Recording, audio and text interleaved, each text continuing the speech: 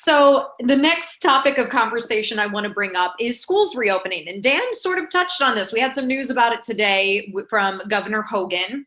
He discussed today highly encouraging hybrid learning by no later than March for public schools. So we're not sure exactly how Howard County Public School System, how they're going to handle that announcement. What we do know is that just last week, the start of in-person small group programs is what they're calling it. The superintendent for Howard County Schools said that was actually going to be delayed a little bit. So now we're looking at like the second week of February, but they are monitoring COVID cases on a regular basis to make sure that they are introducing this at the appropriate time. Clearly, that small group would morph into hybrid.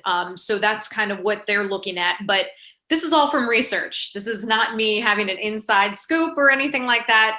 We do not, as CA, have any involvement in deciding when schools will reopen. However, we do absolutely have a number of programs that are impacted by that. Dan mentioned keeping an eye on the school reopenings for Kids Space. We also have a number of other programs, before and after school related and other family driven programs, that will be majorly impacted by the guidelines that CDC is putting out, the guidelines that the state and county health departments are putting out, and the guidelines and kind of the lead that the Howard County school system is putting out there as well. So I do want to turn it over to Community Services Director Michelle Miller. She has what I think is some of the most exciting things to look forward to when it comes to the upcoming budget, of what we can look forward to and return to some sort of maybe normalcy. Michelle, I don't want to go too far. It would be great if it was normal. I'm going to share my screen here. Let's see if this does it. Okay. All right. Can you see that? Okay, great.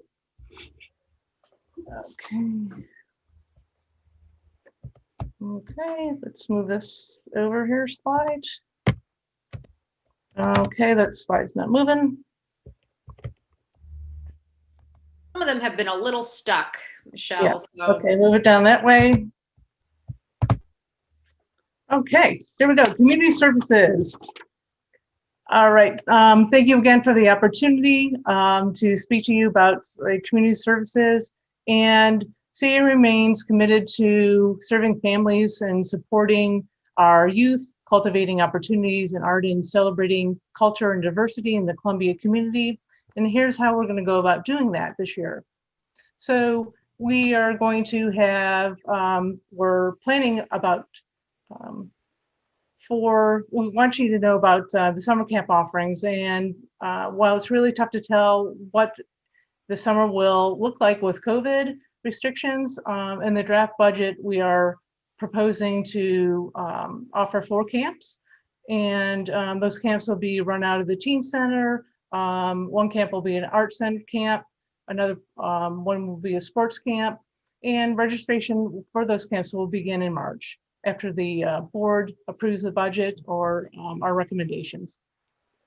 And as Dannika mentioned, there was a question regarding the Howard County Public Schools returning to in-person instruction.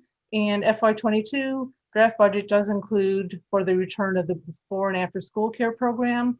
And we're monitoring the hybrid operations and what will happen for the rest of the year, this year, and to determine our programming for the rest of this year. And again, in FY22, we're planning to offer the Youth and Teen Center reopening, which that teen center is located in Oakland Mills. And the center serves youth ages 9 to 18 and offers a variety of recreational, educational, and life skills development opportunities for the youth. Okay, let's see, down here.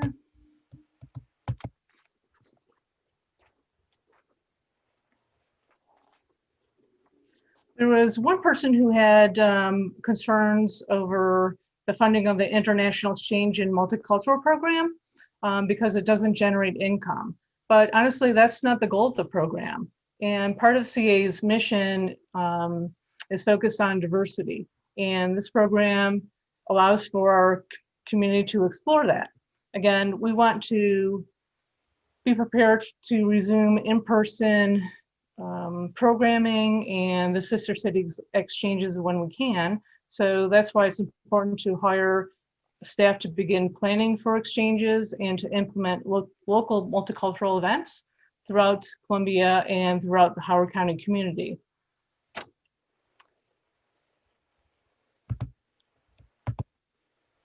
So Columbia Archives. Right now we're doing virtual programs, and we're going to continue virtual programs and hopefully in-person programs next year. And also the Columbia Archives, we're gonna be the source of information in the history of Columbia. And just want to give a plug out for the new Columbia Archives online database.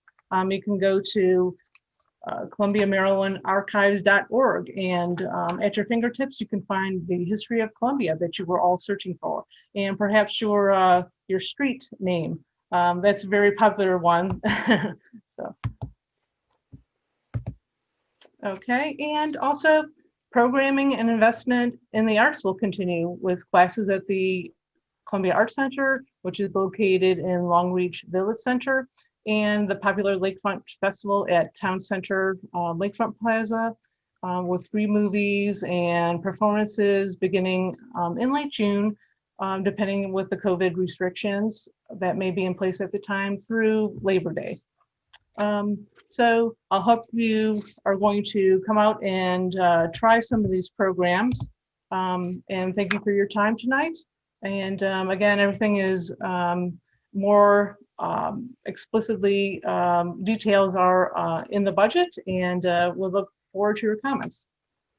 Michelle, thank you so much. A couple things about what Michelle just said. I've had the pleasure of working with the head of the archives and her hard work of making sure that Columbia's history is digitized. And it is not only an extremely heavy lift, but this database is just really cool. I don't know if anybody else out there has a little tinge of dorkiness to them, but the streets database in particular, really awesome.